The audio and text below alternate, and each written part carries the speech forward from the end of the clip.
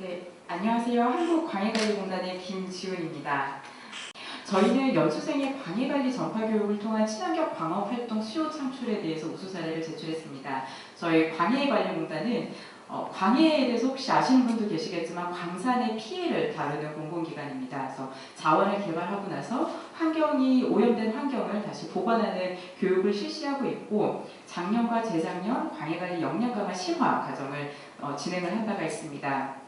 작년에는 8개국 지금 18명의 연수생들이 이 연수에 참여를 하였고, 대부분 광해가 발생하는 국가들은 모두들 광업이 우선하는 국가이고, 이런 광업 자원 부국 중에는 개도국이 많습니다. 그리고 이러한 개도국 같은 경우에는 아무래도 경제 개발이나 이런 경제 개발이 우선순위가 되고 있기 때문에 광해 관리는 그보다 조금 차순위, 그보다 덜 중요한 걸로 인식이 되는 경우가 많습니다. 그래서 저희는 광해관리 과정을 설계를 할 때 이러한 연수국들의 인식을 개선하기 위한 과정을 우선적으로 중점을 두고 실시를 하고 있고요. 이런 필리핀 같은 경우도 현재 전 세계에서 8대 자원부국 중에 하나입니다. 그리고 개도국이면서 아직도 광업이 굉장히 활발한 나라이고 경제에서 광업이 차지하는 비중이 많지만은 광해관리나 이런 환경 보호적인 측면에서는 한국보다는 인식이 조금 좀 더 경제 발전을 우선하는 것, 그리고 이에 대한 기술력이 아직은 좀 더 외부에서 지원이 필요한 현황입니다.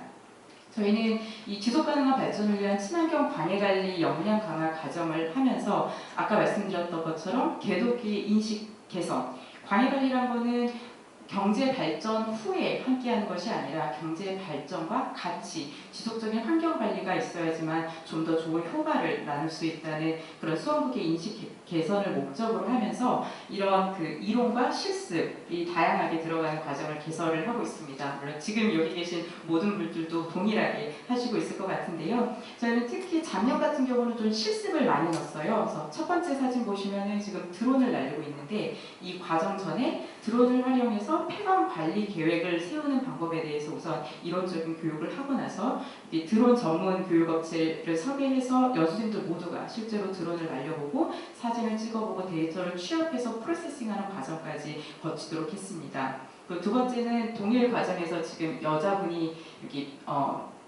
땅을 타고 계시는데요. 인도네시아 연수생분이고 바로 토양 시료를 채취하고 있는 모습입니다. 이전에 관련해서 토양 시료를 채취할 때 어떤 점을 유의해야 되는지, 어떻게 채취를 해야 되는지, 어떻게 분석을 해야 되는지 이론을 한 이후에 이렇게 실제로 땅도 파보고 토양도 채취해 오면서 하는 실질적 체득 경험을 갖게 했고, 저희가 공단에서 광해 실태조사 보고서를 작성을 하는데 그 양식을 미리 영문화해서 당시 이 토양 시료를 채취하면서 그 보고서도 모두들 한 번씩 써보는 시간을 가졌습니다.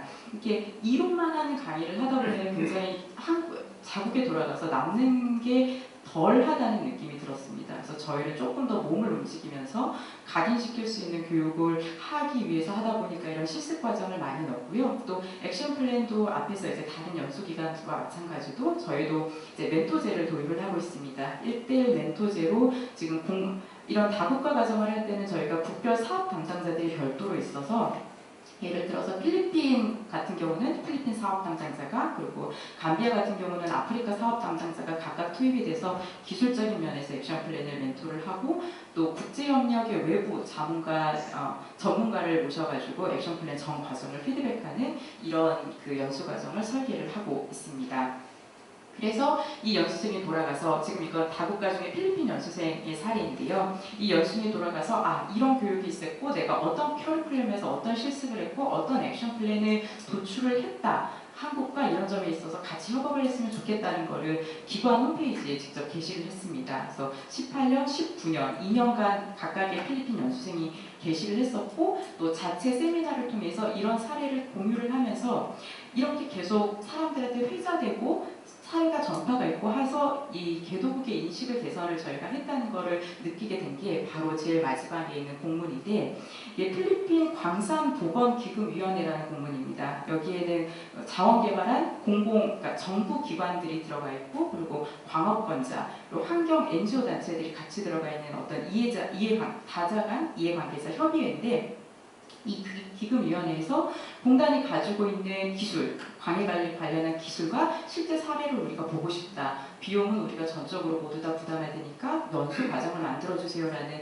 이런 협의 공문을 저에게 보냈습니다. 그래서 원래 올해 2월에 개최할 예정이었는데 코로나로 인해서 개최가 되지 못하고 있습니다. 그래서 이러한 인식 개선이 점점 이들도 광해관리를 실제로 본인들의 예산을 투자해서 하고자 하는 의지를 계속 이렇게 인식이 개선이 되고 있다는 점을 저희가 보고 있고요. 특히 이 사례는 한국의 모 대기업에서 현재 필리핀에서 광산 개발을 하고 있습니다. 광산 개발을 마치고 광해 관리 사업을 들어가야 되는데 이거에 대해서 필리핀 정부와 그 이견을 좁히지 못해서 좀 폐광 계획을 수립하고 실질적으로 광해 관리를 하는데 많은 어려움이 있었습니다. 그래서 모 대기업에서 연락을 해서 이런 어려움이 있으니 공단에 좀 지원을 요청을 한다라고 해서 저희가 이 대기업이 현지에 만든 그 현지 자회사와 함께 폐광 계획 관리 수립부터 그리고 관련한 기술을 제공하는 지원하는 컨설팅 협약서까지 체결을 했고 우선은 이 필리핀 정부기관에서는 저희를 잘 알고 있고 이 정부기관의 연수생들이 작년도 재작년도에 연수를 왔었기 때문에 공단의 뭐 신인도나 아니면 기술력에 대해서는 잘 알고 있어서 공단이 인볼브된 후에 많은 이런 그 두 이해관계자 필리핀 정부와 한국 기업 간의 이견 차를 많이 좁힐 수 있었습니다. 지금 이 기업 같은 경우는 필리핀에 110억 원에 달하는 환경 예치금을 납부를 한 상태고요. 이 환경 예치금이라는 게 광해관리 사업을 끝내고 나서 만약 그게 필리핀 정부에서 원하는 수준이 되지 않았을 경우 이 예치금을 전액 받지 못하거나 일부만 환수할 수 있는 이 돈입니다. 그래서 이 한국 기업을 도와서 저희도 필리핀 정부가 만족할 만한 수준 높은 광해관리 컨설팅을 진행을 해서 이 80억 예치금을 다시 다 돌려받고 그리고 예치금을 돌려받는 이런 프로세스나 절차, 기간을 단축하기 위해서 현재 노력하고 있습니다. 그래서 저희가 이걸 우수 사례로 같이 공유하고자 했었던 이유가 연수를 해서 그들과 네트워킹을 해서 결국 최종 단계는 어떤 사업을 이끌어내고 그게 최종적으로 한국의 이미지 그리고 한국의 기업에 도움이 되는 역할이라고 생각을 해서 그 사례가 저에게는 굉장히 공단 입장으로서 뜻깊은 사례였습니다. 그래서 성과 창출 요인은 여기 계신 연수 기관들께서 잘 아시다시피 이런 멘토 도입 그리고 우수 액션 플랜을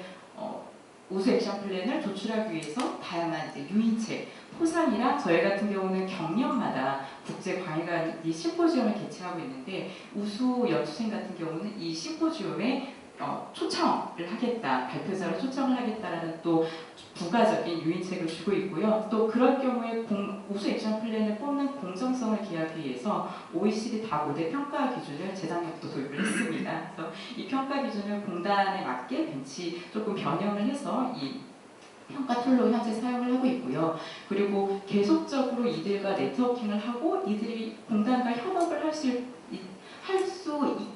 하고자 할 때 언제든지 그 소통 채널을 열어두기 위해서 겉에 보시는 것처럼 이제 페이스북을 그러니까 공단의 공식 페이스북이 아니라 이건 저희 국제협력실에서 개인적으로 협력실에서 별도로 운영하는 글로벌 페이스북입니다. 그래서 공단에서 새로 추진하고 있는 신사업이나 아니면 새로운 기술 개발 같은 거는 다 영문으로 번역해서 같이 연수생들과 공유를 하고 있고 실제로 이 채널로 연수생들과 아직도 많은 소통을 하고 있습니다. 그리고 가장 중요한 게 성과 창출에 있어서 그들과 일해보고 싶은 기업, 일해보고 싶은 상대방 파트너가 되는 게 굉장히 중요할 것 같아요. 우선 그 중에 가장 중요한 건 기술력이나 그런 어떤 본인만의 캐퍼시티겠지만 그 외에 부가적인 무시 못하는 게 또 정을 함께 나누면서 그들에게 잊지 못할 연수 경험을 만들어주는 것 같습니다. 그래서 저희는 연수를 할 때 연수생들을 잘 호텔에 안 뛰어보내요. 강의 끝나면은 여기 보시는 것처럼 저희 국제실이랑 같이 이건 볼링 했던 거고 또 그 옆에는 이제 홈비지팅을 최대한 활용해서 홈비지팅 가면은 제 이번 결혼식 한복이었는데 제 한복도 입히고 저희 얘도 한복 입혀가지고 같이 단수도 불고 이렇게 하고 또 얼마 전에는 이게 저희 국제협력실만의 네트워킹이 아니라 공단 전체의 네트워킹으로 돼서 국내 사업팀도 같이 협력할 수 있는 아이템이 할 수 있도록 하기 위해서 아예 공단에 게시를 했어요. 그래서 우리 연수생들과 같이 영화 보고 싶은 사람 다 모여라. 그래서 영화관을 아예 그때 또 담당자분께서 굉장히 오픈 마인드로 오케이를 해주셔서 영화관을 임대를 해가지고 공단 사람들 한 50명 정도 하고 연수생들과 같이 해서 연수생들이 본인 국가에 대한 질문을 퀴즈를 영어로 하면은 공단 사람들이 맞춰서 서로 인사도 하고 상품도 나누는 이런 네트워킹을 통해서 우리도 잊을 수 없지만 그들에게도 잊을 수 없는 이런 정을 나누는 네트워킹을 하기 위해서 많은 노력을 하고 있습니다.